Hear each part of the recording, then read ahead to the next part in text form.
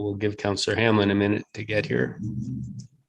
Excuse me, Your Worship, you're live whenever you're ready to go. Thank you, Stephanie.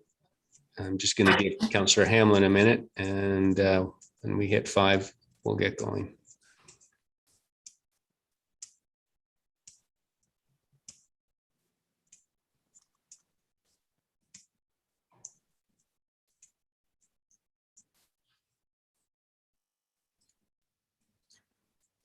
All right, Council, it's 5 p.m. and I'm going to call the SIC meeting, what we started on October 4th, to order. We left off at finishing up on the arts feasibility study. We bypassed item 7.2, which is C 2021-16 whistleblower policy. So I'm going to pass it over to Clerk Almas to start the presentation on that. Go ahead, please, Sarah. Worship. We do have a brief PowerPoint that I'll review some of the key details regarding this policy that we've put together.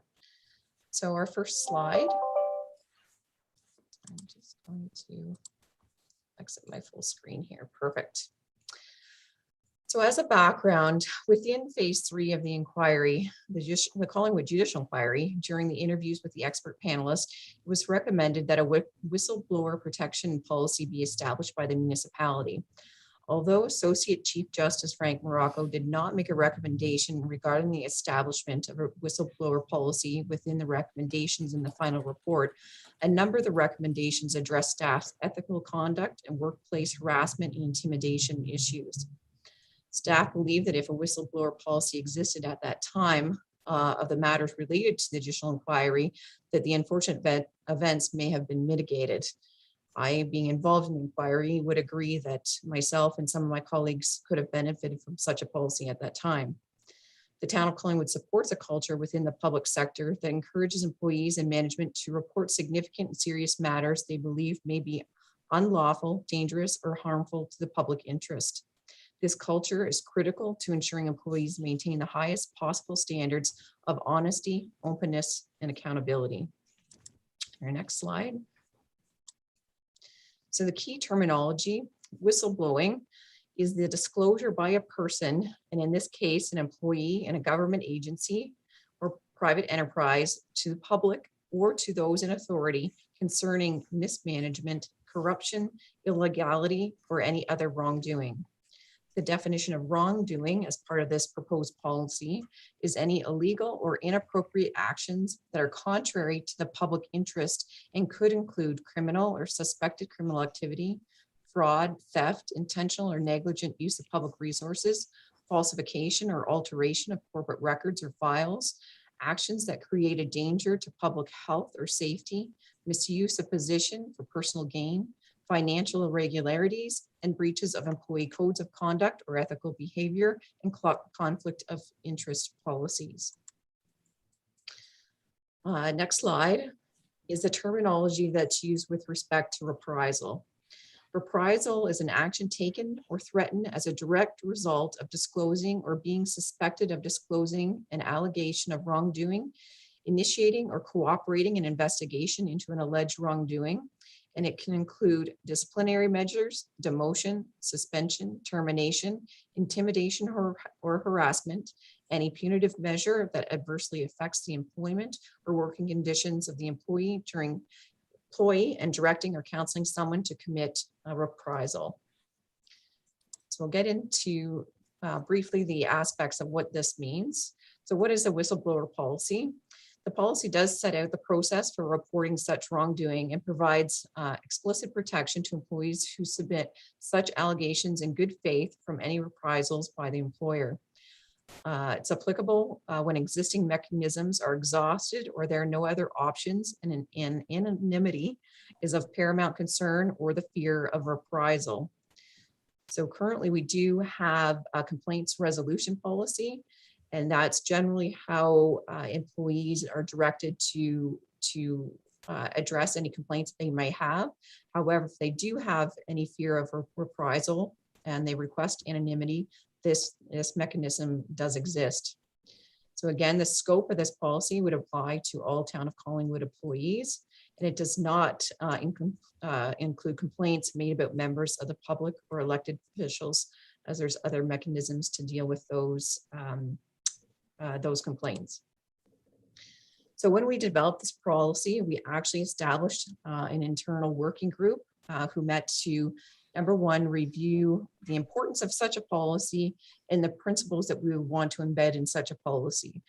And the principles that was felt important by staff at various levels in the organization included enhancing public trust, ensuring confidentiality where practical, ensuring proper investigations are undertaken, including procedural fairness, eliminate the fear of reprisal, complaints are submitted in good faith, not malicious, vexatious, or frivolous, accountability to employees, and the ability for the complainant to participate in the investigation. Next slide addresses the administration of the program. The manager of HR, with the support of the manager of accountability, would be responsible for administering this program, including any updates that are necessary, including forms, processes, and procedures. Complainants may submit a report at any time by email or through a secure web platform that we're working with our IT department with. Full anonymity of complainants is provided if desired, and a complainant may choose the director of the choice to undertake the investigation. It was felt during the staff review of such a policy that it was important that if an individual feared that their complaint was based on their service area or their department, that they could have the ability to request any director undertake the investigation. Next slide. So the next slide addresses confidentiality investigations. Directors would be required to undertake appropriate training on fair and appropriate investigations. A director may choose to appoint an independent external party to be the investigator on behalf of the corporation, if appropriate. And again, an external party would be retained based on the significance and the sensitivity of the investigation, which would include a potential complaint regarding a director. Investigation report, the selected director, the next slide. The selected director would document the results of their investigation in a confidential report and provide it to the CAO. The town may make every reasonable effort to pursue the recovery of the town losses from the employee or employees or other appropriate sources. Unsubstantiated complaints made in good faith will not result in any reprisal against the whistleblower. Council will receive a high-level summary of complaints received and investigations conducted in an annual report. I did also receive a couple questions this afternoon. Sorry, next slide is our finale, so we can end the presentation, but I did receive a couple inquiries this afternoon. One of the inquiries was regarding the investigations, and within the policy, we note that all employees are expected to fully cooperate.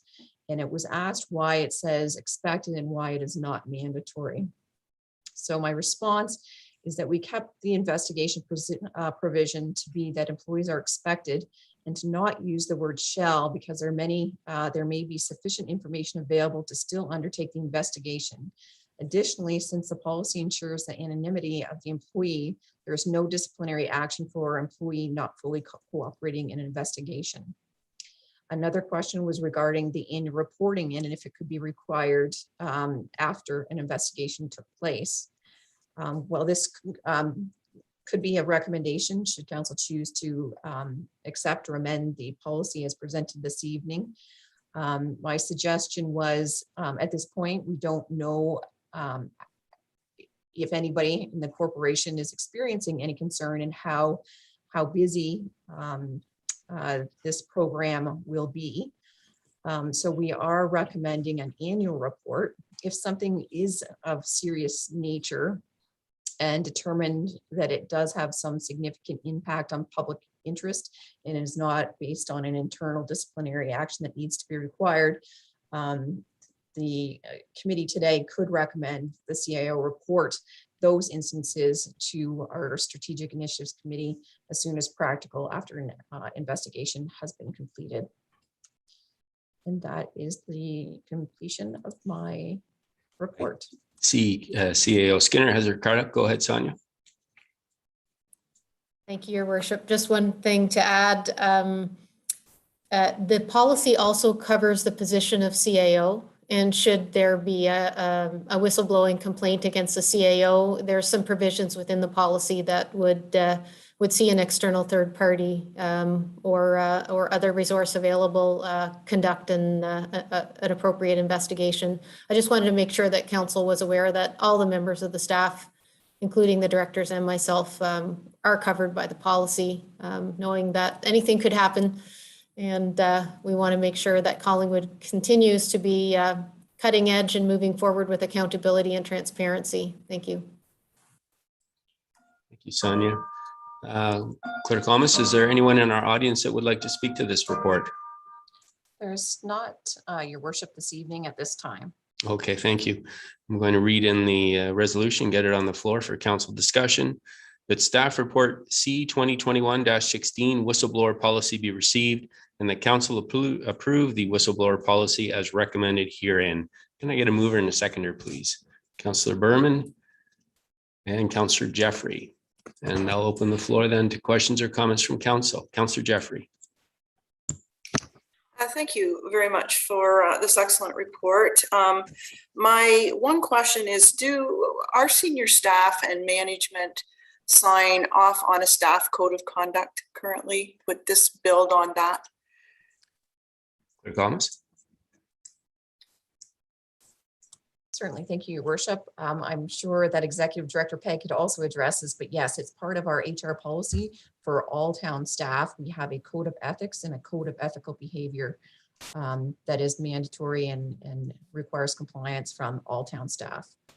Perfect, that's good. And through you, Mayor Saunderson.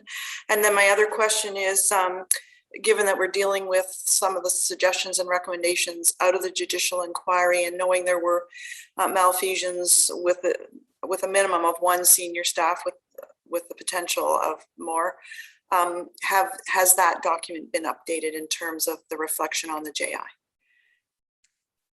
To be clear, you're asking about the staff ethical code of conduct? Yeah, because it'll be supported by the whistleblower, and I think it sets up the behavioral standards upon which this report will be based. Okay, Clerk Almus. Certainly, thank you, Your Worship. To Councillor Jeffrey, at this point, it's another document that's on our list that is based on those recommendations, and I believe HR is working on an update either the end of this year or into 2022. But it will definitely complement this policy. Thank you very much. Thank you, Councillor. Councillor, any other questions or comments? Councillor Berman. Thank you, Mayor Saunderson. Through you to Clerk Almus, thank you for answering the two questions I had, and both of them were to my satisfaction. Just want to say how happy I am that that staff have done this, because even though it wasn't a recommendation in the inquiry, I think we're always looking to not just hit the bar, but go above the bar. So I love the fact that this has come forward. Thank you. Thank you, Councillor. Seeing no further questions or comments, I have two questions. Sarah, I'm wondering if you can just, if it's going to be senior staff that are adjudicating or conducting these investigations, I'm wondering if there's training planned in order to make our senior staff aware of best practices for this type of investigation. Yes, thank you. Part of our internal evaluation team was Executive Director Peg, and actually it was her recommendation that department heads that are involved in investigations undertake appropriate training, and so we do have that included within the policy. Good, thank you. And my last question is, the report indicates that staff believe that if a whistleblower policy existed at the time of the matters related to the Collingwood judicial inquiry, that the unfortunate events may have been mitigated. I'm wondering if you could just explain the thought behind that and how you believe that would have potentially headed off the events of 2012. Certainly, Your Worship. Without indicating identifiable individuals, I believe that as the report indicated and as testimony indicated from particularly former employees at that time. I think it would have given them some comfort to be able to have a safe place and safe program to be able to voice some concerns about wrongdoings that they felt happened, and have an appropriate process in place to have it completely investigated and vetted appropriately. And I think it probably would have been beneficial for both phases of the inquiry relating to both the sale of the hydro utility as well as the acquisition of the BLT sprung structures. Okay, thank you. And I guess just as a follow-up to that, then, if the investigation or the senior staff member decides that an outside investigator is required, given the scope and maybe the severity of the complaint, what form would that take? Certainly, yours. So just for clarification, what would an external investigator? Yes, who, I guess we're really looking at who would the town be approaching to conduct the investigation? Would it be the integrity commissioner, or what would we be looking for in a third party? Certainly. So through our HR department and their resources that they have available, there is external parties that can undertake such investigations, as well as our integrity commissioner was contacted. They indicated that they would not be involved in matters related to staff conduct issues. However, they have a list of recommended providers that would be able to assist in the event that was necessary. Regardless, we'd have to make sure that the appropriate procurement processes are in place for that retainer too. Good, thank you. The motion is on the floor. I don't see any other comments or questions. This is an excellent report. And I think this is an important piece of making sure that we are arming Town Hall to make sure that that the ethical conduct of both council and staff moving forward is well above the bar, as Councillor Berman would say. So with that being said, I'll call the vote then. All in favor? That is carried unanimously. Thank you very much. And that brings us then to item 7.4, which is T 2021-17 Asset Management Plan. And this is the update part 2. And I think we've got Councillor and Treasurer Quinlan here. Go ahead, Monica.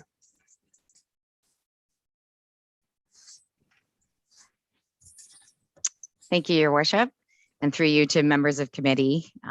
While we're getting the presentation going, I'll warn you, it is quite lengthy. So I'm going to do my best to ensure we cover the main points, as it is a very important topic.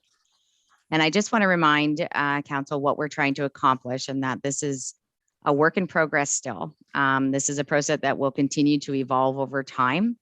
It's been a huge team effort across the corporation, with Public Works, including Manager Velick, Director Slama, and Manager Cole. And from Environmental Services, our Compliance Officer, Marie Richardson, and Manager McGinnity, as well as our GIS Specialist, Lindsay Gosnell, and Manager Sloan from Finance as well, who have all worked tirelessly, I will say, on this, not without frustration as well, as we tried to get it right and make sure we have the most pertinent information and details in here. So there will continue to be updates as we move through the regulation, but also as we move through budgets each year. And this is going to form as a guiding document or a principle in terms of our investment strategy as well. So next slide, please. So what is asset management? It's work that encompasses the renewal, maintenance, and rehabilitation of the assets the town owns at this time. The ultimate goal is to ensure and be able to demonstrate, which is part of the report we're pulling together here, that the financial sustainability of the assets that provide the services that taxpayers have come to rely on. I think one of the most important points that I want to reiterate at this time is that it truly is assets that are owned today. So for example, the water treatment plant that's currently under design and construction eventually has not been included yet, but as we move forward through each year and own more assets or dispose of assets, as well as assume subdivisions, they'll be incorporated into the document. So it's important to understand that it truly is just assets that we have today in our hands. Next slide, please. So I think it's also a good idea to understand what asset management planning isn't. It isn't depreciation that we use in our PSAB financial reports. These statements show the cost of acquisition or construction of an asset, spread over the asset's estimated useful life, generally using a straight line depreciation, or what often people would refer to as declining balance as well. And these accounting assumptions are important and they're mandatory, and they're also helpful to understand the general financial valuation of an entity, but they're not, they don't consider many of the factors that asset management does to develop realistic investment plans, such as the actual condition, changing rates of deterioration, how we can apply different treatments to change that deterioration rate, and the benefits of those treatments as well. It also doesn't take into consideration the future plans or replacement of an asset and the coordination of the work with other departments. So for example, when we look at a road reconstruction, we try to ensure that we can align the replacement of the sanitary sewers and stormwater and the pavement all together at once, so that it forms a wholesome project. In a couple of slides, we're also going to show you a roads example of how the rate of an asset condition changes over time, usually deteriorating faster as conditions get worse, and how interventions such as crack sealing, for example, can make a big difference. It also shows how investments come throughout the life of the asset and not just at the end when we go to replace it. So next slide, please. This slide walks us through the details of the regulations, and I'm just going to note that we're still in phase 1 and have begun phase 2 to bring in the parks and recreation areas on board, as well as facilities. What I think I want to share mostly is that this isn't a one and done practice, although we have made great strides over the past several years, and most of staff efforts have focused on core assets. We are complete in terms of phase 1 regulation requirements, pending, of course, final report and council approval. I can also share that the pandemic has delayed some of our AMP progress with respect to the townwide facilities assessment conditions. That work is still being completed, and the final results are expected later this month. However, we've included preliminary details in this report for now. And finally, that the AMP report itself, or the actual document for phase 1, will be prepared by staff for presentation to and approved by council in the spring of 2022. But we're definitely getting there. I know it seems like it takes a long time to do it, but we're through that phase 1 portion, which is a big part of it. Next slide, please. So we're going to start to walk through our core assets. We're starting off with roads. And in this type of asset, we've probably spent, I don't want to say most of the time, but that probably is true, that a majority of our time has been spent on roads, just because we can make a significant impact on our AMP, since there are so many different treatment options that can help extend the life of an asset. Road condition assessment studies look at many different variables when assessing a road's condition. However, the overall condition of a road segment is generally summarized into a pavement condition index, or what we generally say as PCI. This rating is a very useful tool for tracking road conditions over time. And so this is the primary metric that staff have used for roads in terms of the level of service policy. I think one of the things that we've changed a wee bit and helped us to understand through our work is that not all roads are the same. And that staff have proposed, in addition to tracking the PCI condition by road, we also have looked at adopting it by asset class as well, since for example, an urban arterial road would have much different response in terms of refurbishment or renewal than a non-urban local road. So these factors have been considered as we've walked through it. When we look at the results of our road condition assessment, it shows that our average condition rating is above 80 PCI, which means the roads are in quite good condition. And the town has been very fortunate to achieve this through growth, successful grant application, and because of the sound financial decisions made back in 2014 when we started to invest in the life cycle funding.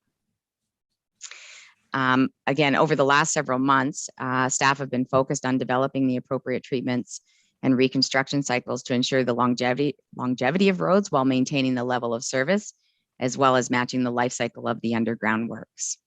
Next slide, please.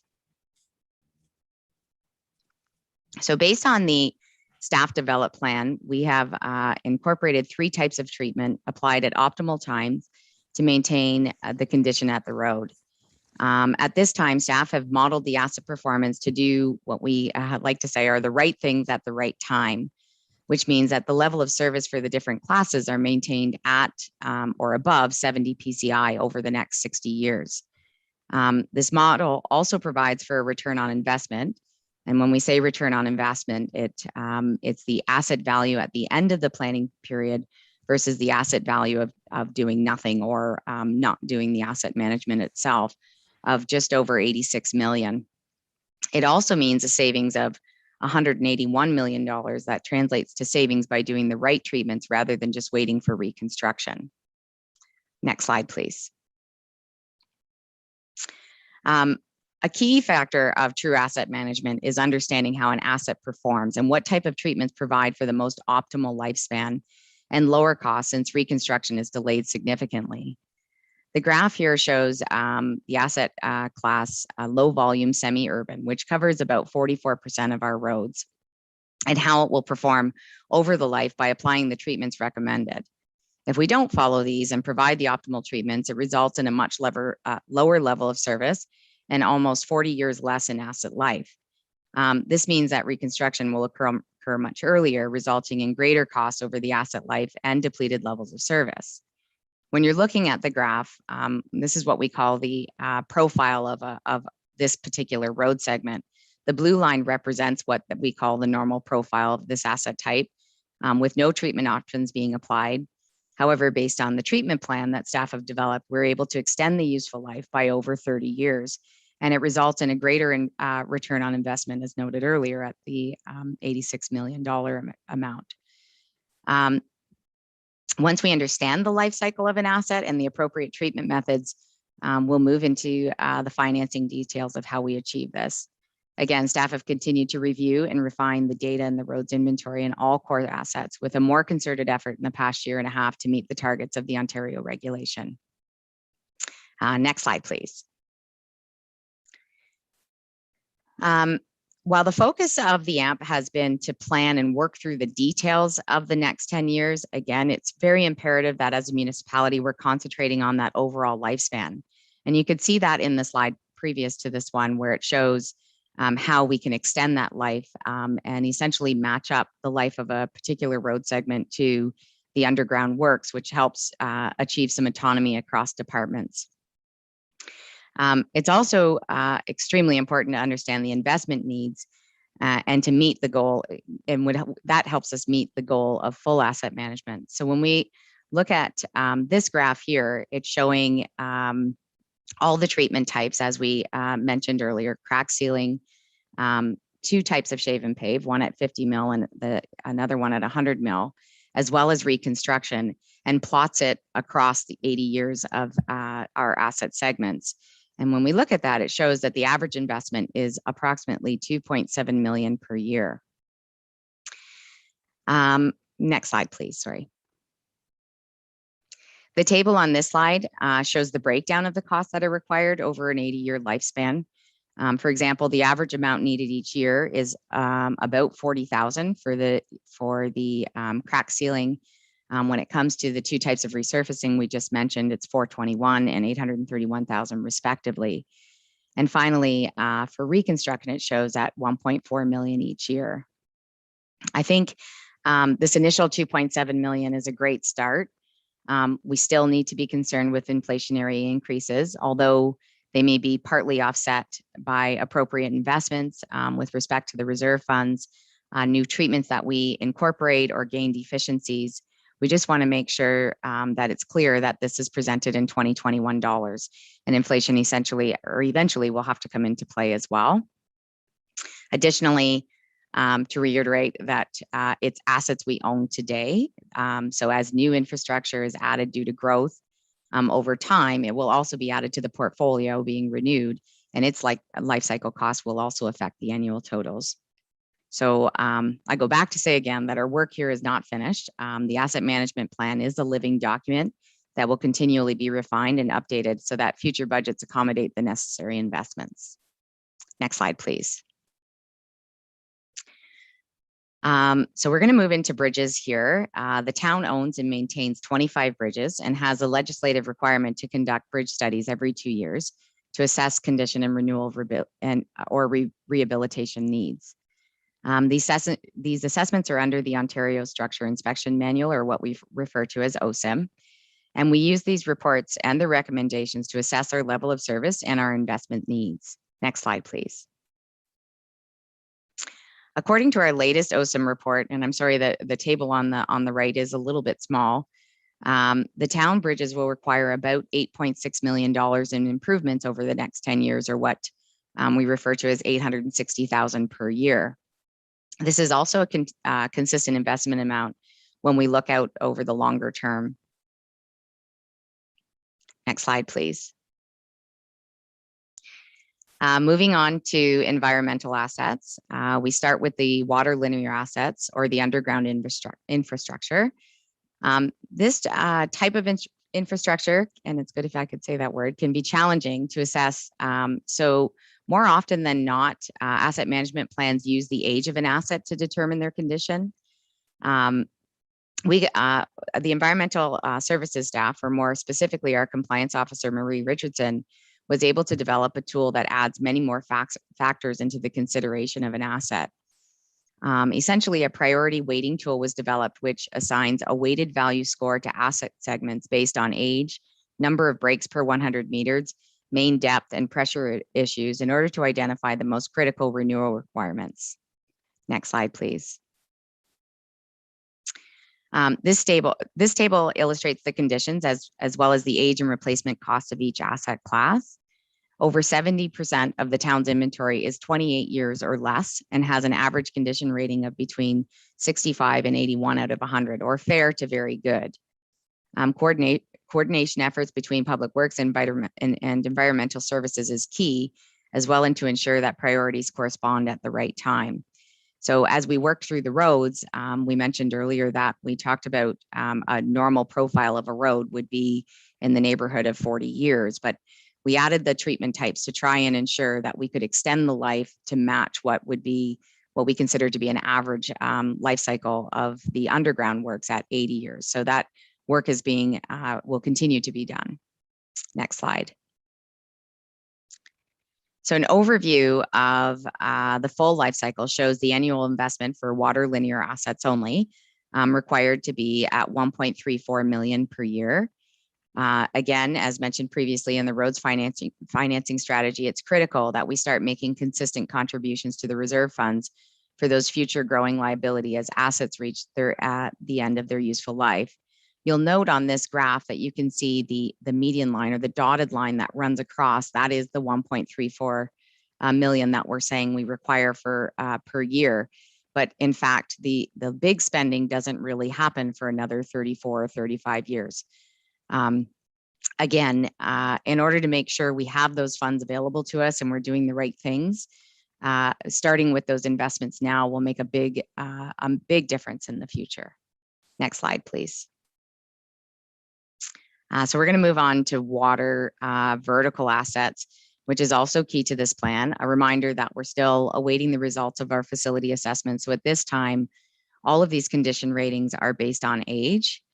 I think it's also important to mention that these amounts are based on the assets, again, that the town owns at this time. So I'm going to reiterate that it doesn't include the new water treatment plant that is currently under design. Next slide, please. So when we look at these assets and based on the current replacement costs and useful life of the asset, the average amount that we will need to maintain is about just over 1 million per year. As members of council are aware, all water contributions for life cycle amounts are collected through water rates and form part of the rate studies that occur periodically. Next slide, please. The next network we're going to review is the sanitary sewer linear assets. Again, difficult to assess the condition of underground works, but at this point, the average condition we've included of the sanitary sewers is at 75 out of 100, which it's based solely on age. Again, it's a fairly or relatively young system, and Public Works has identified the possible need to conduct another video scope condition assessment, as the last one was completed in 2009. There's been a lot of work done for the AMP process over the last several months to include all of the sanitary sewers. So originally we had just over 20,000 meters, and now we're up to 117,000 meters of this.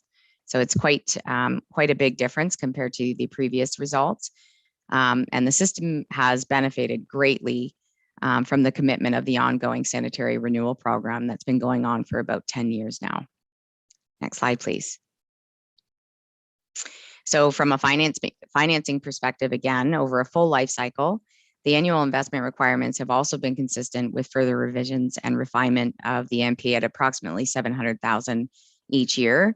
You can see by the graph where particularly high spend years again occur later on, 50 years from now. But once again, it's so important. It just highlights how important it is to start those investments now. Next slide, please.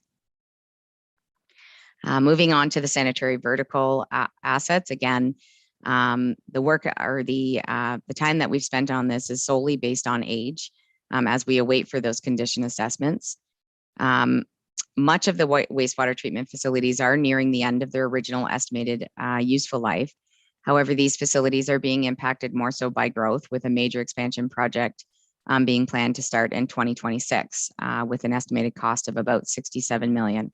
Again, they're largely covered by development charges and aren't included in this, the current AMP. Next slide, please. So based on the current replacement cost and useful life of the asset as detailed in the graph, or excuse me, in the table, the average amount that we will need to be maintained is about 2.2 million. When an inflationary factor of 2% would be included, that grows to about 2.6 million by 2031. Again, just as in water, wastewater contributions for life cycle amounts are collected through wastewater rates and form part of those rate studies that we do periodically. Next slide, please. So we're finally getting to the last asset network in terms of our core assets, and we're into stormwater. The stormwater system has had the most dramatic updates due to the master servicing plan review and the efforts of our GIS staff. In 2019, we didn't have sufficient data to do reasonable analysis, but we do today. Again, the condition of these assets are based solely on age, and the town is benefiting greatly from a fairly young system. You can see that the average age is about 30 years old. Next slide, please. The financing for stormwater assets has the highest annual average estimated cost out of the underground linear systems at 1.1 million per year. I want to reiterate again, this is based on age at this point. And once again, we see, although there are some in the next 30 years or so, there are some higher spend years, the real spending happens way down the road in the year 55 to 60. And it just makes it so critical to start putting the funds away today so that those funds are available in the future. Next slide, please. So now that we've gone through all the individual assets and we as a group have understand the financing needs, the age and the condition, this is kind of where the rubber meets the road, and where we can summarize and show council where we're at today and how things have developed over time, and just as a whole, the needs that we'll have in future budget years. So this chart shows that the summary amount needed to be invested annually to ensure that all core assets are sustainably renewed over their life cycle is about 10 million per year. There are many sources of funding that the town uses to finance these assets, including reserves and reserve funds, grants, debt financing, both internal and external, the tax levy, and user fees. Next slide, please. We also need to recognize the split between the types of assets, meaning the tax supported versus user fee supported. And I referenced earlier between on the water and wastewater, how that is a user fee supported asset lifecycle need. So this slide is laying out the assets that are tax supported, which include roads, bridges, and stormwater. And the annual investment amount needed is about 4.7 million. So this is a bit of a busy slide, but On the right at the upper top, that is the table that's formed there.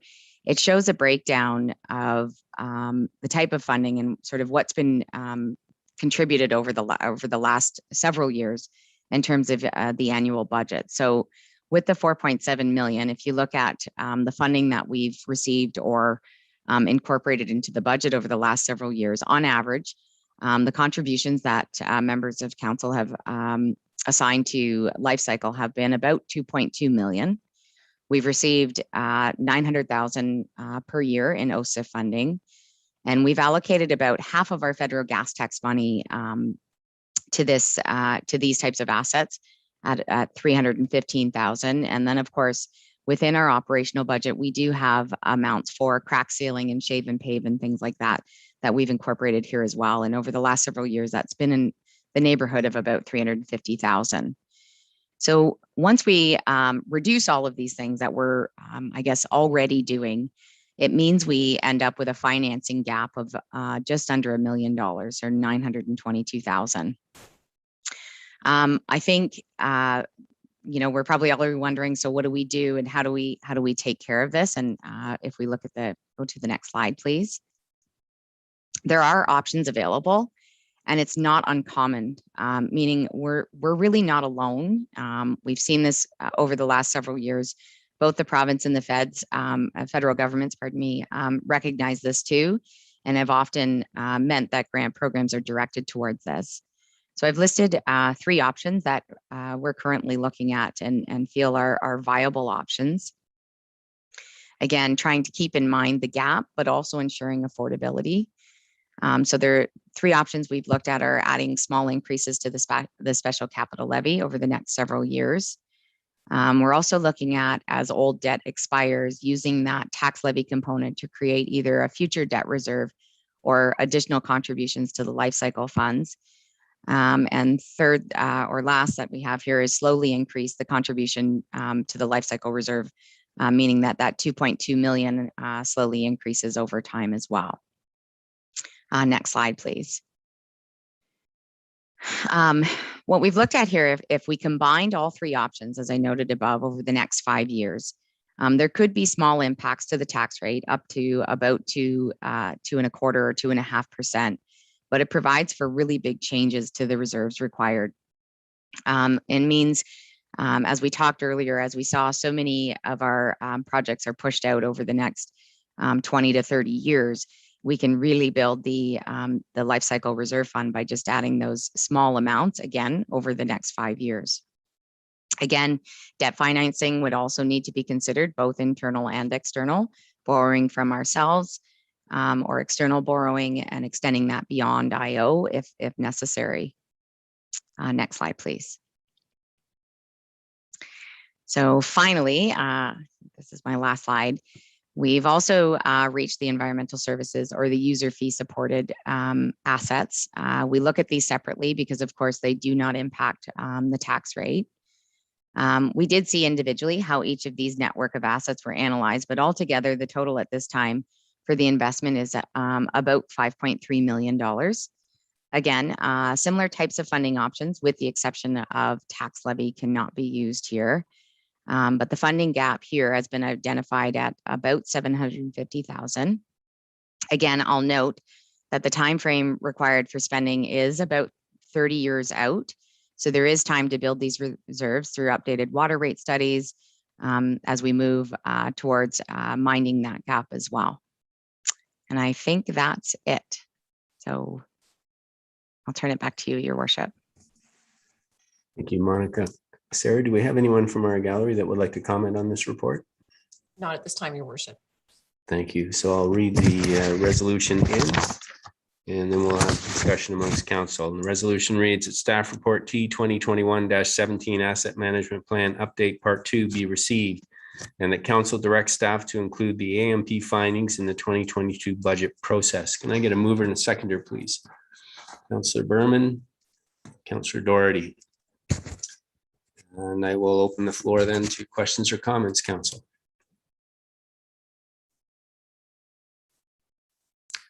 was an excellent report, and it seems to have answered all the questions.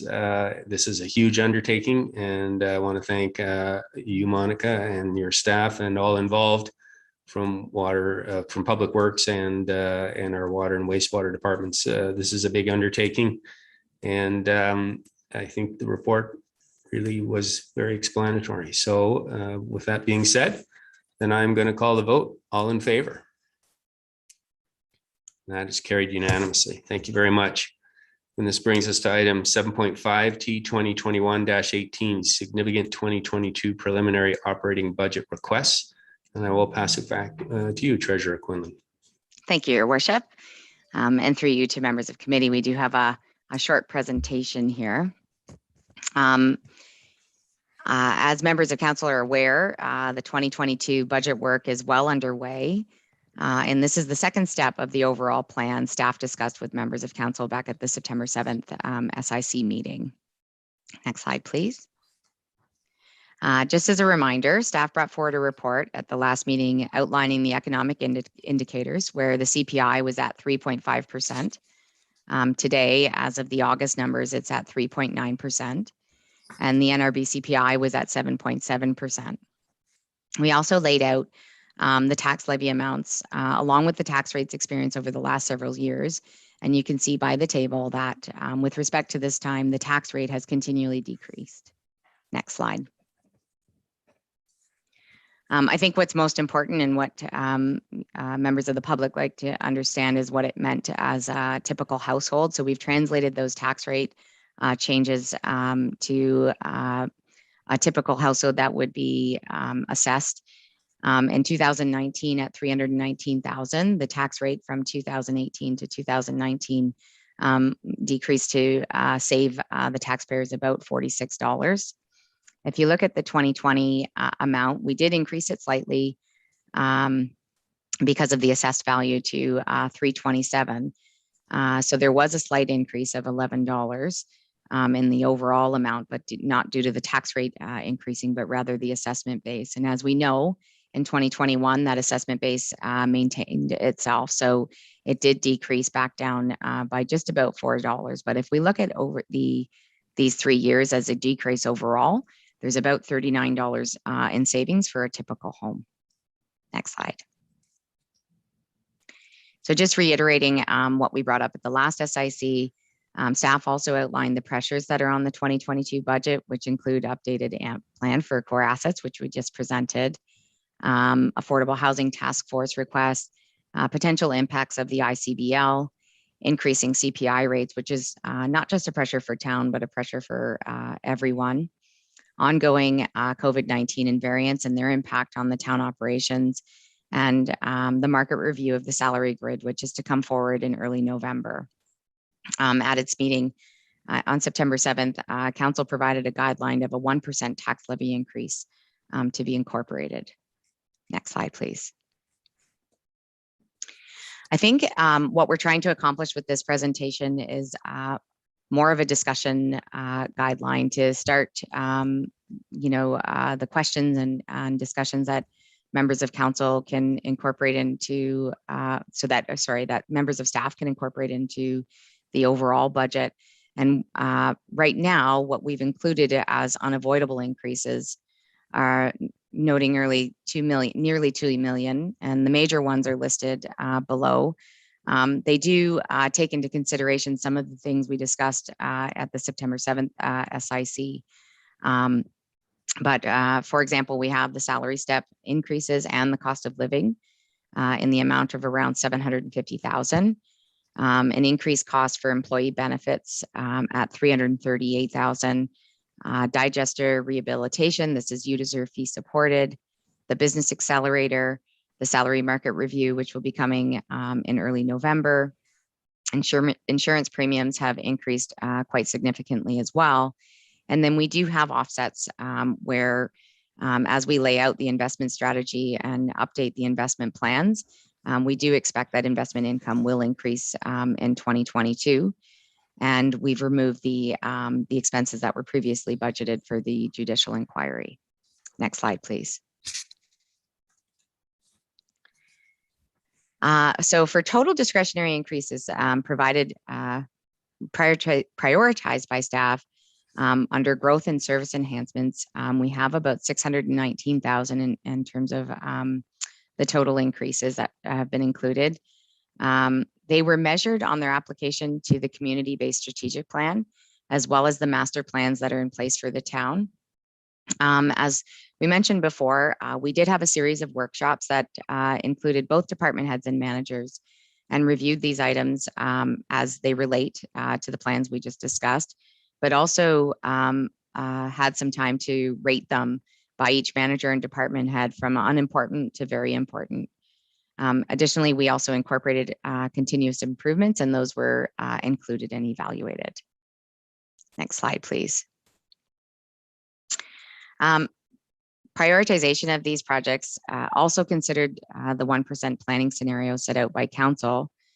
And council and the public will have the opportunity to see all of these increases in context with the full budget in the next few weeks. In providing these to you today, there's opportunity to provide comments and ask questions in advance that may adjust the final budget scopes for these items, or will provide advance information for council to consider instead of all at once when we bring the actual first draft forward. So these next few slides is just to organize our thoughts and try to help members of council see where projects are touching the CBSP or any other master plans, as well as continuous improvement. And with respect to the request for service enhancements and growth that help to achieve our goals under the CBSP, you can see that here that under the transparent and accountable local government pillar, there are two requests. The first is the continuation of the business financial analyst contract with a tax impact of about 25,000, and is being included in to address the Deloitte service review and push through many continuous improvement projects across the organization. This role was included in the budget for 2021 to ensure that regular financial reporting is maintained and communicated, and was offset with overtime costs.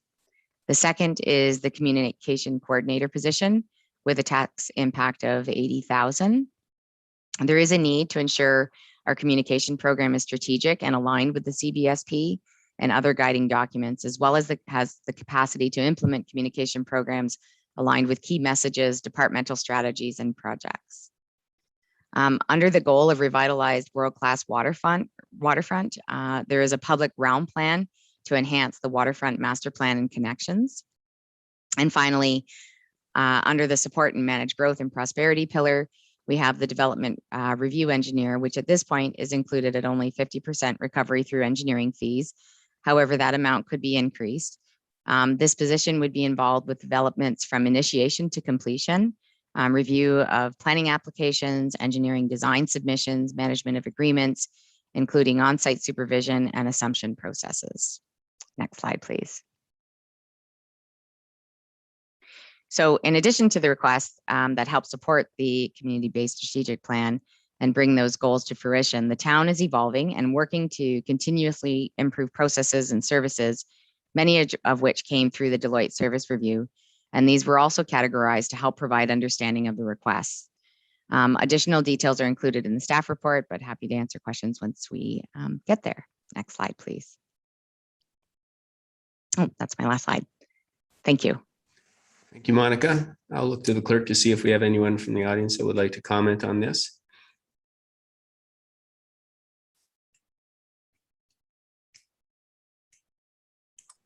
Your worship, there is nobody wishing to speak to this report at this time. Okay, thank you, Sarah. The resolution reads: the council receives staff report T 2021-18, significant 2022 preliminary operating budget request for information, and that council provides staff direction to move forward with the priorities identified in the next phase of the 2022 budget process. Can I get a mover and seconder for that, please? Councillor Hamlin and Councillor Berman. Councillor, questions or comments on this report? I've got Councillor Jeffrey and then Councillor Hamlin and Councillor McLeod. Go ahead, Councillor Jeffrey, please. Thank you very much. So I am fundamentally opposed to adding any more staffing. I think that our municipality enjoys riches of a lot of staffing, a lot of qualified staffing. So it would take a lot to move me out of this budget in terms of supporting more positions as outlined. Just for clarification, the financial analyst, is that 25,000 annually, or is that a part year with an annual year to follow behind it? Treasurer Quinlan. To the treasurer, thank you. Through your worship to Councillor Jeffrey. That is the annual requirement. So the request was to extend it. Currently, the contract was a 1-year contract. The request is to extend it to a 3-year contract, but there is offsets in some grant funding that we can use to offset it. Okay. Follow-up, Councillor. Yeah, and then also when we were reviewing the last 3 years of the tax impacts, we got to a minus $39 per household, or per 100,000 of value per household. Per household, but go ahead, Treasurer Quinlan. You're correct, your worship. It's per household. Okay, all right, and I think that's it for now. Thank you. Thank you, Councillor Hamlin. Thank you, and I'd like to thank Treasurer Quinlan just to start. That was a great presentation, and it's so nice to have this input at this stage and understand what staff's thinking about as we head into budget, as opposed to just receiving it and trying to, you know, understand it all at 500 pages. So what I have 5 things on my mind that I wanted to ask if staff could consider as they're moving forward to November and putting the budget together. So if I could just take a moment and explain what they are. I think they would fall into the support managing growth and improve services. The first one is, and I know I've spoken of this before, but whether we could include in the budget enough funds to allow the lines on the street and, you know, for separating roads, traffic, and also at crosswalks and all the other places we have painted lines on the street. Because they do disappear every year before the, you know, before the painting, it's time for painting. And I know staff has currently just budgeted to do it once a year. So that's number one. Number two, as we are reconstructing any roads in 2022, whether we could think about adding separated bike lanes into those reconstructed roads. And I appreciate that our cycling plan, when it was done a few years ago, didn't think about separating bike lanes out. But I think that it has become more desirable, if I can say, and more communities are doing exactly this. So anyway, that's number two. Number three, this is a direct resident request from those who live on 5th Street, closer to the west end where it meets High. Residents who have lived there for 49 years say there have been no improvements to the stretch of 5th Street, at least from Hickory over to High. And that because of the home improvement store that's on High Street, they get a lot of contractors driving on their street, tractor trailers with equipment. And anyway, if someone could have a look and see the condition of that road, perhaps some funds could be put towards it in 2022. The fourth one is whether any funds could be found for the enforcement of our short-term accommodation fiasco. And we have, it would appear there are a lot of short-term accommodation units available in our town that are not legal. And I understand part of the problem is that we don't have sufficient resources to investigate and challenge those. And I have raised in previous meetings that it is possible to hire a third party who collects. And anyway, I can provide that information again if it's needed. And lastly, okay, get ready for this, for counselor salaries. Is there going to be a salary review? And if one isn't contemplated, could one be contemplated? And I actually have a question on this as well, in that I noticed that staff get COLA increases, cost of living. Do councillors get that as well? Through you, Mr. Mayor. Thank you. And I'll go through to either Melissa or Treasurer Quinlan, who wants to answer that on that last question. I'm going to lean on Melissa here, Your Worship. I'm sorry. Good evening, Your Worship. Through you to Councillor Hamlin. With respect to the council remuneration, that is part of the compensation review that's currently being prepared. So that will also be presented to council along with the non-union compensation review, which we are aiming for late October, early November. With respect to your second question around the cost of living for council remuneration, so the cost of living that is approved for non-union, council also receives. Okay, fantastic. And those were all my comments. Thank you. Okay, well, I think I'm going to look to C.L. Skinner, because some of this stuff, I think the line painting, maybe Director Slama could answer that. I think there was a couple of other items that I think are ongoing and before staff. I think if we're asking council, if these are new requests, councillor, that the questions don't satisfy you, then I think you're going to need to put a motion on the floor to have those added to the budget discussions. But I'm going to look to staff to answer the ones that perhaps we can get an update from. And I'll start with Director Slama. Go ahead, please, Peggy. Thank you, Your Worship. Through you to Councillor Hamlin and the rest of the committee. So as Councillor Hamlin mentioned, what we include in the base budget is one pass of line painting. So if we wanted to increase the amount of line painting, if we want to do it for a second time throughout the town, that would be a service enhancement, and additional costs would need to be added to the base budget for that. With respect to road reconstructions, considering separated bike lanes, again, as Councillor Hamlin mentioned, what we are doing is referring to the cycling master plan and looking at road reconstructions, when we're doing road reconstructions, looking at that plan and installing the facilities that were identified in that plan. If we wanted to veer from what we have in that plan, I would suggest that would be a review of the cycling plan. And we might want to look at looking at the projects identified in that plan, maybe doing an update to that plan. The one for 5th Street, and Councillor Hamlin mentioned 5th Street, Hickory to High. So we are proceeding with some reconstruction on 5th Street in 2022. So you will see some of that in the budget that will be presented to you under the capital programs.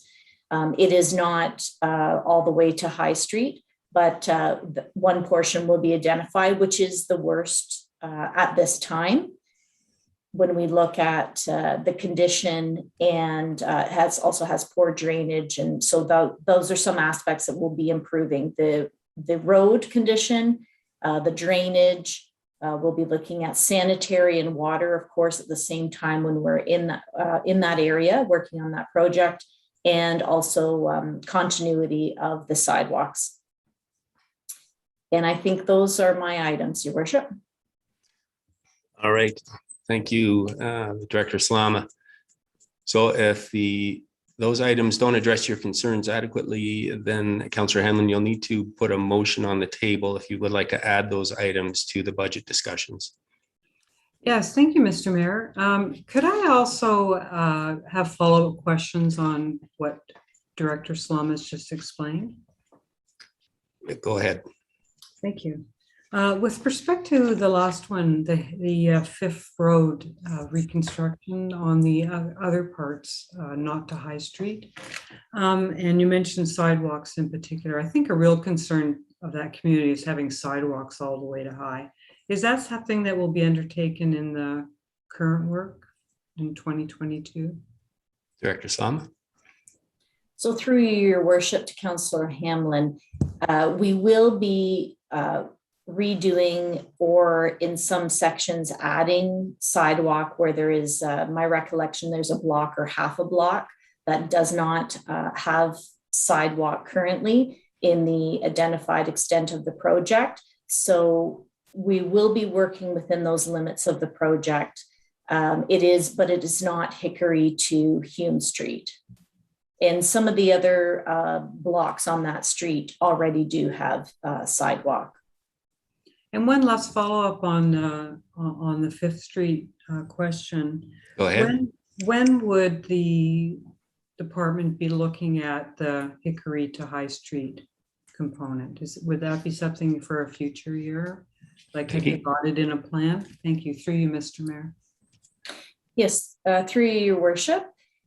We would consider the other parts of Fifth Street when we look at our 10-year plan. But I can't say without consultation with Manager Velick when that would be. So as described in Treasurer Quinlan's asset management report, when we're considering which streets to do some road reconstruction, we're looking at a lot of different factors. So we're looking at the road condition. We're also trying to incorporate our sanitary replacement needs, our water replacement needs, looking at storm, if we need to install storm drainage where we don't have that. So we're trying to overlap all of these assets and trying to develop collectively as a department, develop a 10-year plan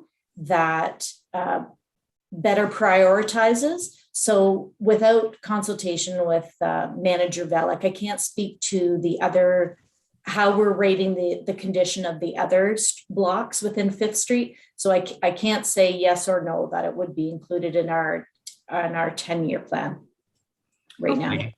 I appreciate those answers, and I think I'll leave that matter for now. I think if part of the street's being done and the rest could be considered, I'm satisfied with that for now. In terms of the lines on the street, again, through you, Mr. Mayor, I have a question for Director Slama, and that is, my own sense as we get close, but not close enough to the time to paint the lanes every year. It's a bit of a safety issue when the lines disappear on the road. And whether it's for visitors or even myself, the odd time I'm thinking, where's the left turn lane? So anyway, my question is this not a safety issue? Like, isn't this something, as a town from a liability perspective, shouldn't we be worried if the lines are disappearing? Peggy? Through Your Worship. So certainly it is a requirement, and we do need to have the lines in the markings in place.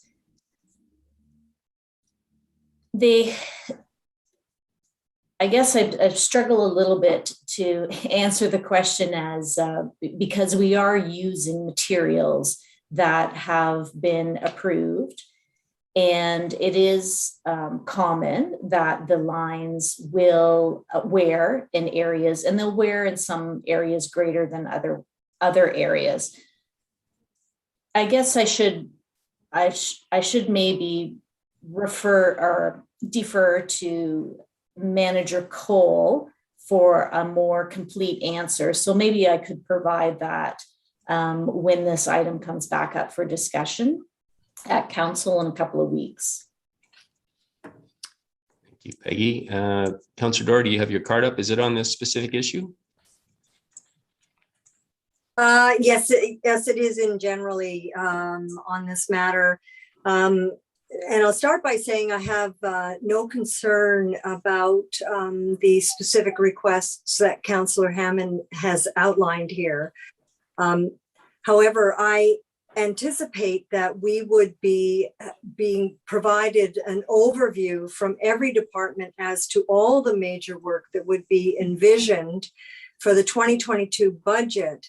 And it just seems to me that it would be easier to consider these very specific requests in the context of all that is being planned in 2022, as opposed to just offering up issues and concerns piecemeal.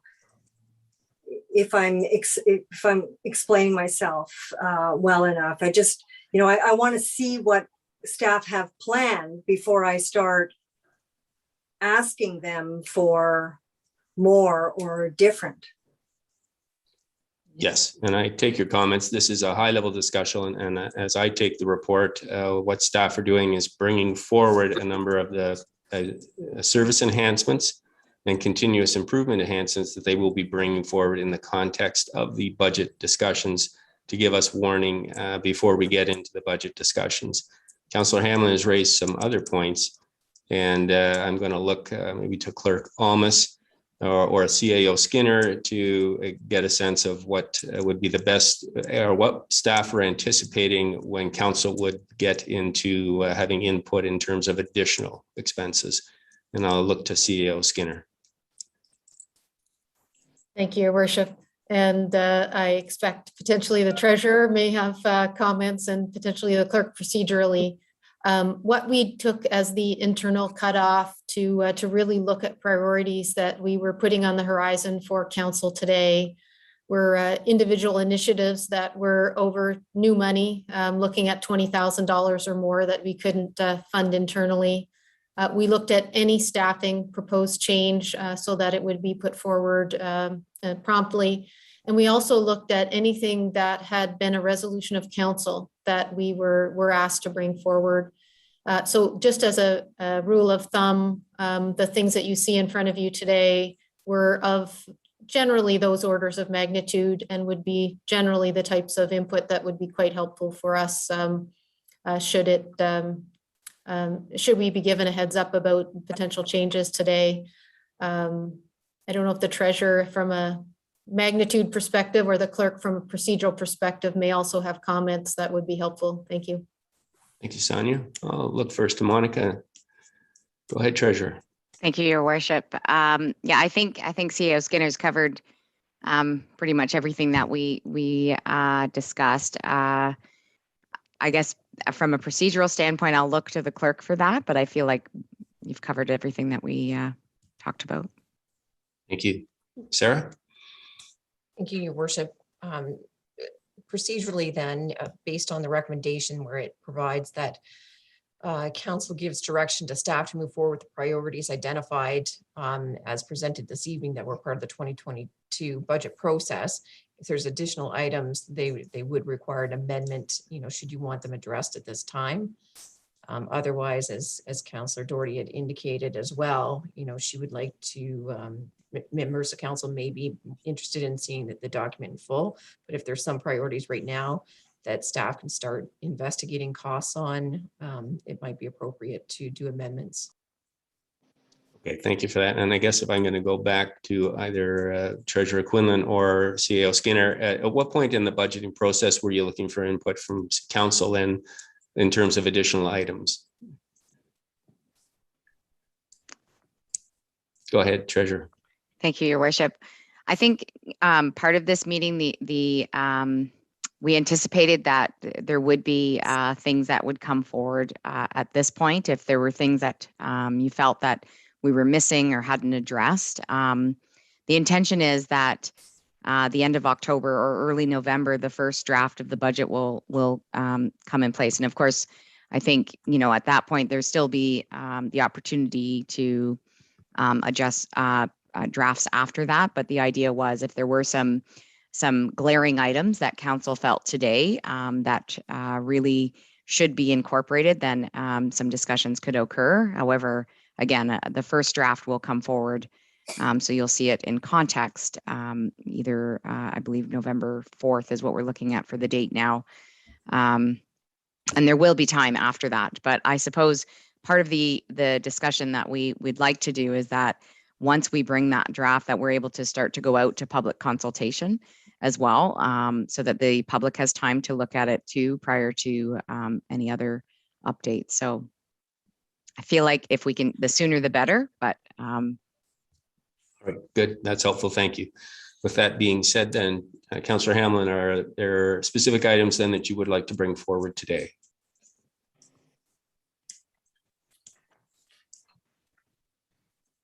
So I guess there's three things, Mr. Mayor.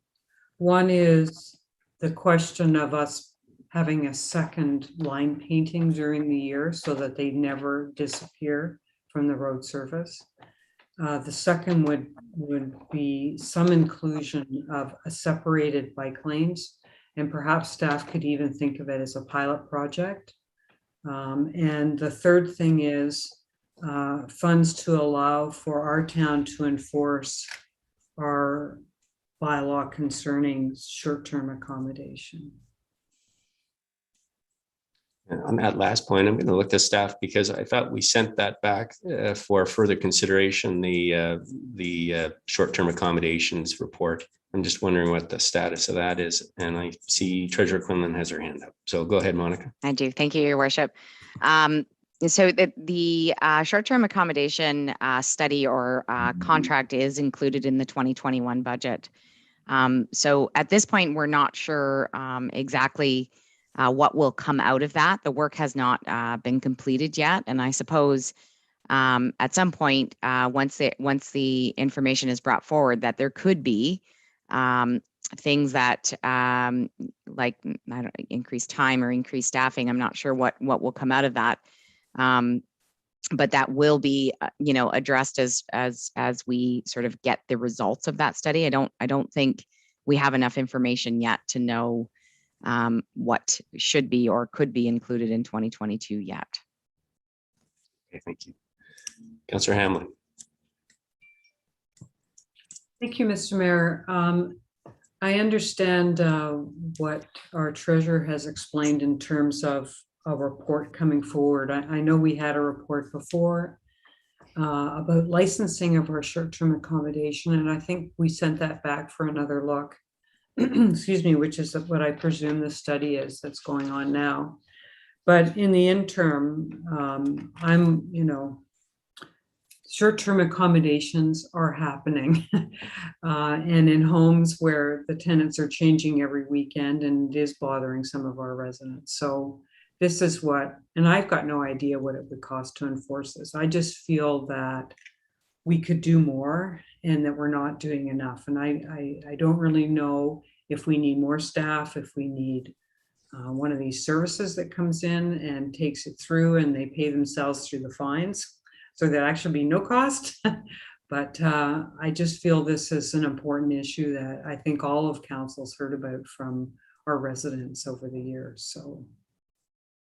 So I guess what I'd be asking for that one is if staff could look at what funds if funds are required to enforce our short-term accommodation bylaw, and if they are, if they could bring that forward when we're looking at our draft budget.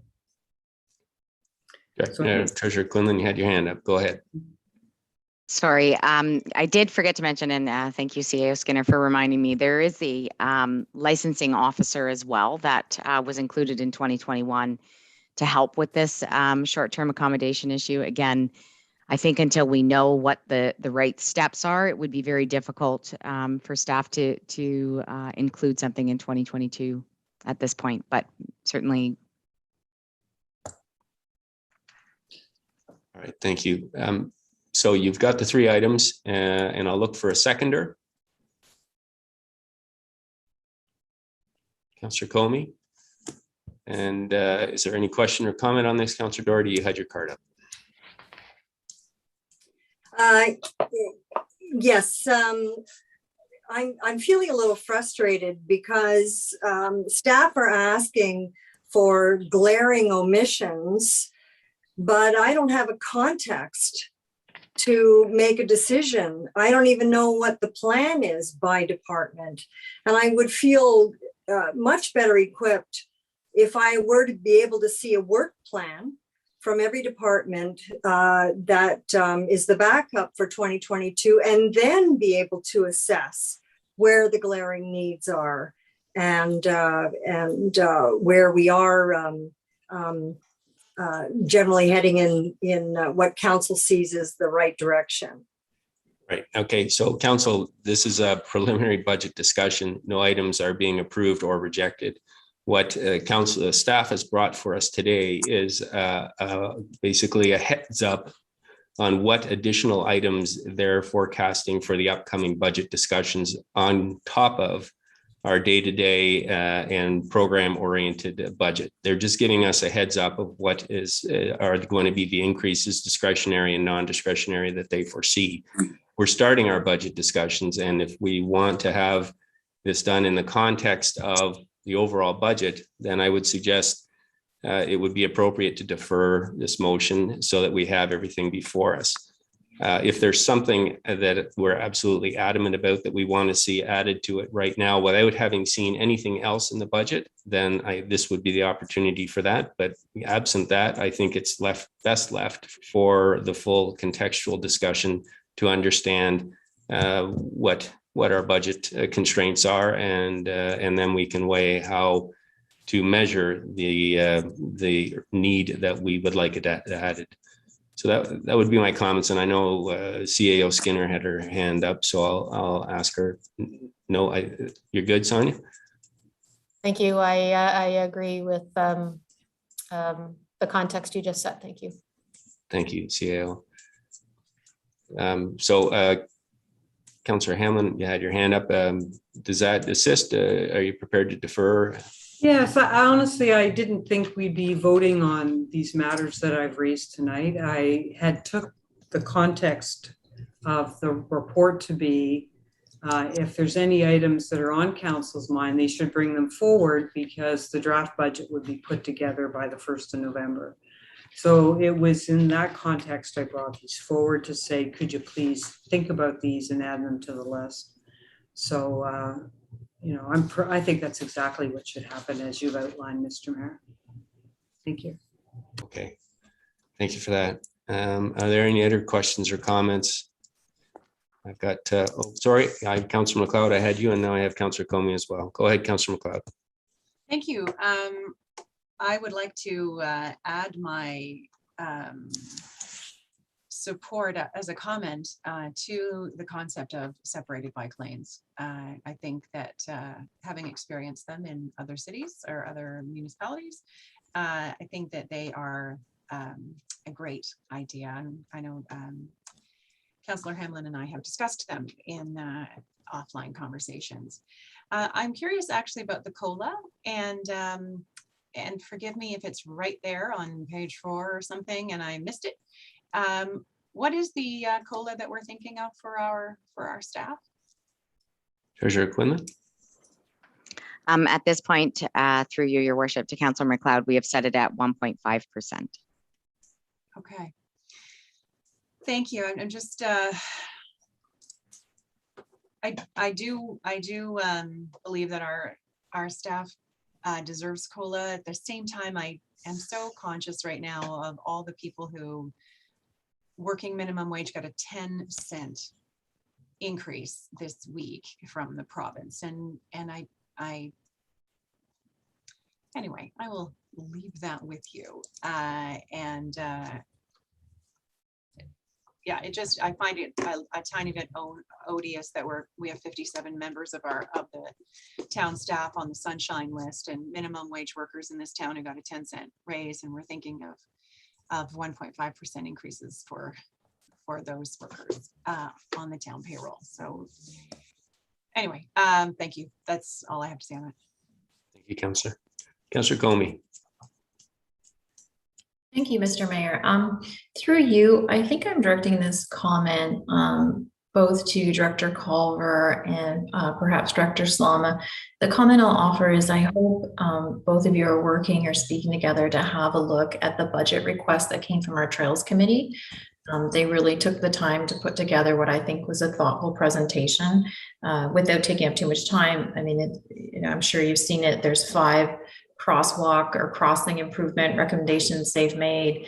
It speaks to hens and chickens, and of course it takes us back to Maple Street. So my comment is just that I know that I'll be looking through the budget to see which of their budget requests we've been able to address in some way. That's it. Thank you. Thank you. Any other comments, council? Seeing none, then I'm going to call the vote on the resolution as it is. All in favor? Got the right glasses on now. All right, thank you. That's carried unanimously. And this brings us to item 8, which is departmental updates. 8.1 is the Main Street modernization, and we have Manager Kenny here. Good afternoon. Good afternoon into this evening. Yes. Very nice to be in front of council, and I believe there is a presentation. Wonderful. All right, so thank you very much for the opportunity to speak this evening. I'm going to be 5 minutes or less for you, and I'm going to give you a brief overview of the Main Street Modernization Program, a bit of a reminder and a refresher on it. And we are nearing the end of that program, or the end of the implementation phase of that program. Then certainly we'll see a rapid expansion of use of all the great assets, and whether they be technological or physical assets that are part of this program. So what I did want to do is start with a bit of the vision of the program, which is exploring local history, people and businesses in new and innovative ways, while promoting an active, safe, and supportive community, which I think is in line with our community-based strategic plan. There's actually a 2.5-minute video that I will share with council by email. It doesn't often work well through video conferencing. There may be a bit choppy or some sound issues, but you will receive that by email. It will also be uploaded to the town's YouTube. So I do encourage you to look at that, and I do encourage members of the public to look at that as well. What the video speaks to is the new discovery hubs that are placed throughout the downtown core and beyond, which, when paired with the Discover Collingwood smartphone app, link to an interactive augmented reality experience, one of the first of its kind in Ontario, and we're very excited about that. There are also several other pieces of the overall project completed or well underway, and will be completed before end of year. And these include, lightly refreshed event signage near the entrances of town. You'll see electric vehicle charging stations in the downtown, expected before end of year. Pedestrian wayfinding signage continues to be installed throughout our downtown to encourage parking and exploring rather than simply driving around, and various bike shelters to support a very active community. 2021 for the Main Street modernization, and largely the app that I'll speak to, is a soft launch year. We're looking at local marketing only to encourage usage and feedback before a larger launch in spring and summer of 2022. We really do want that feedback from our community, whether that be reviews, emails. If council would love to take a look at it and give some reviews, we're really encouraging use, so that when we go to a much wider audience, we'll have worked out some of the kinks. The app, combined with the hubs, will encourage visitors to linger in our business community and provide some motivation, especially in those busy summer months, to step away from our busy parks like Sunset Point and towards our downtown core, which will, we hope, increase the spend per visitor. The project is actually under budget and is designed for the long term with minimal maintenance and upkeep. Next slide, please. So we had some initial results. We've soft launched the app for a couple of months now, very softly, no marketing attached to it until very, very recently. And it was a really good test for the capabilities of the technology. As you may know, augmented reality, which is essentially technological images or features placed alongside real life, essentially, is an emerging technology. The big four, companies in the world, Apple, Amazon, Facebook, and Google are all working on this actively, and it's constantly being updated. So we're really excited to be part of this emergence of technology. What this app is really a mix of an audio and video experience with over 100 unique points of interest for local visitors and the locals to explore and discover. Next slide, please. So with augmented reality, the tours are largely built through QR codes, which is a technology which we've seen has demonstrated longevity, and it is relatively future-proof. So the QR codes actually allow the user to pair this technology with the physical world and actually choose their own adventure. I'll talk about the actual trails and the tours in a second, but it really does allow for that convergence of technology and the physical environment. And we like to push this Tech Hub North concept in Collingwood, and I think this certainly fits really well with that. Next slide, please. So at this point in time, I'd like to talk about stakeholders of this program. You'll see that we've had 40 review meetings throughout the last year or more, and we couldn't have launched this project without various stakeholders like the business improvement area, certainly as a financial stakeholder as well, the Heritage Advisory Committee, the museum and library, the Historical Society, certainly various town departments, and I can't thank them enough, Public Works, Parks and Rec, Finance specifically in their involvement with this project. And I'd like to give a special thanks to Kit Redding, who acted as our project manager for many months, certainly since I started with the town, and with Catherine Curran, who preceded him. Next slide, please. So to give you just an idea of, and kind of a 10,000 foot view of the interactive self-guided tours that are on this app, and keep in mind, this app will rapidly expand as we go through. We have the Harbor Hike, which is actually our most popular so far. It covers the waterfront, boardwalk, and trails. We have a downtown heritage walk, which is about 1 kilometer in length. We actually have an east and west heritage walk that layer on top of that downtown heritage walk, which are each 3 kilometers in length. And then finally, we have our Collingwood Lookup tour with architectural features. Certainly we have a very historic and engaging downtown. And we begin that tour right at Town Hall, which is obviously an iconic landmark in our community. All of these tours, I will emphasize, continue the wonderful work of the Heritage Advisory Committee and the Historical Society, among others. And they've been doing this for many years. Next slide, please.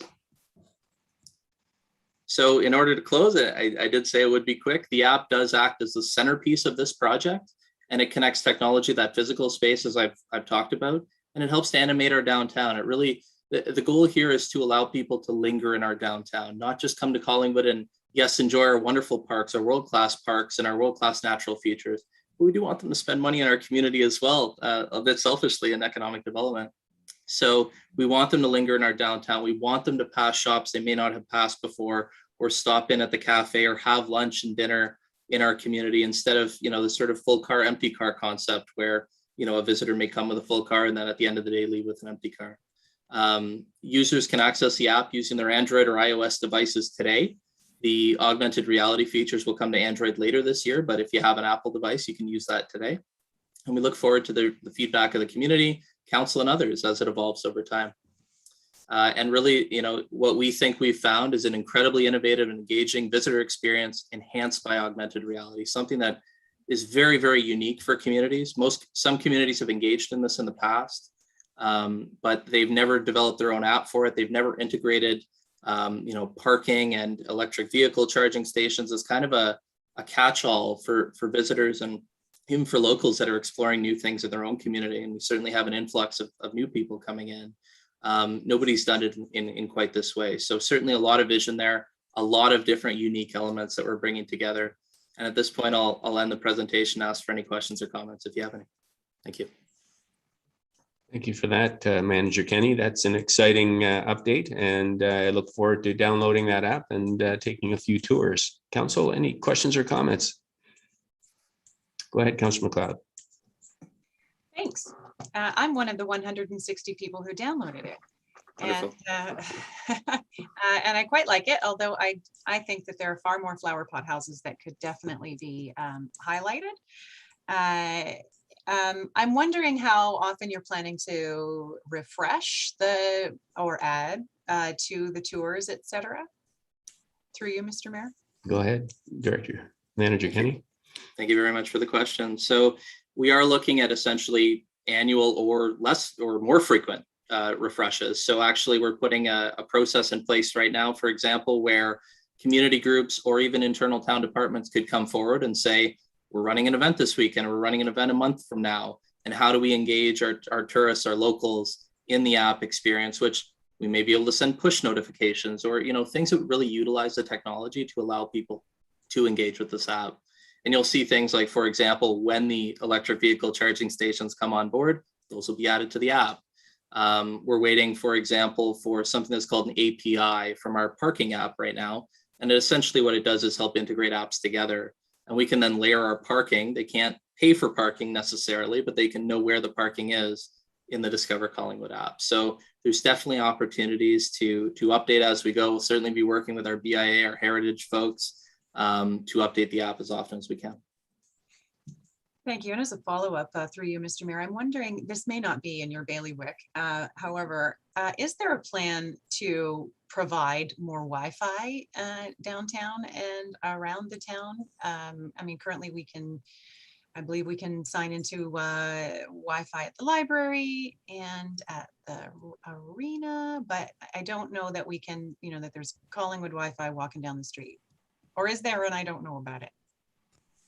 Manager Kenny.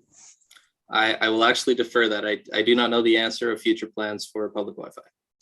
Thank you. Would have that information on staff. Maybe we can just take that away and respond by email. So we'll look into that. Thank you. Thank you, Councillor. That's all my questions, yeah. Council, any other questions or comments for Manager Kenny? Seeing none, thanks very much, Brendan. That's an exciting project and I'm going to download it tonight. That brings us to item 9, other business. Oh, sorry, Clerk Almus, go ahead. Sorry, thank you, Your Worship. We do have another departmental update from Treasurer Quinlan. Oh, okay. Go ahead, Monica. Thank you, Your Worship, through you to members of committee. I don't know, I'd just like to go back to June SIC where we had brought the final tax rates forward and explained that there was an error in the education tax rate for the 2020 year for vacant and excess unit properties under commercial and industrial tax classes. The total error amounted to about $180,000 that was not collected. It was a simple manual mistake that was made when the 2020 rates were issued. So at the time, staff brought forward 3 options for members of council to consider. The first one was just to remit the shortfall amounts to the school boards without pursuing any corrections at the property level or at the taxpayer level. The second one was to pursue property by property corrections in accordance with Section 359 of the Municipal Act, which is essentially a gross error that has occurred as Section 359 applies there. And the third one was to request special permission from the province to allow the underbilling to stand. We moved forward with option 3 as members of council allowed us to. And unfortunately, we did receive a response from the minister's office just recently that we do need to proceed to remit these amounts to the board as a tax adjustment in 2021. So based on this, what staff is suggesting is that we do need to go back to pursuing property by property through a section 359, which is a gross manifest error. But we have the opportunity to delegate the authority of this to the ARB, as we have in the past for our 357 situation, anytime we have a 357. So I just wanted to give members of council the advance notice that we will be bringing a bylaw forward at the October 18th meeting to include this, the 359 on that delegation of authority through the ARB. And that's Thank you for that update, Monica. Council, any questions or comments on that? So we will expect to see that at an upcoming meeting. Thank you. Any other departmental updates today? No. Go ahead, CAO Skinner. Thank you, Your Worship. I just neglected to mention in Manager Kenny's wonderful update on the Discover Collingwood and all the things that are happening to make our downtown and town easier to navigate, that the app was the brainchild of our former director Ridlow, and I wanted to mention Martin Ridlow's name in context with the overall project as well. Thank you. Thank you, Sonia. I know Martin was working on that for quite a while, so it's great to see it come to fruition, a tag team effort, and wonderful to have it in place. So if there's no more departmental updates, item 9 is other business. Is there any other business tonight, council? Seeing none, that brings us to public delegations. Clerk Almus, is there anyone who would wish to speak to the SIC? Nope.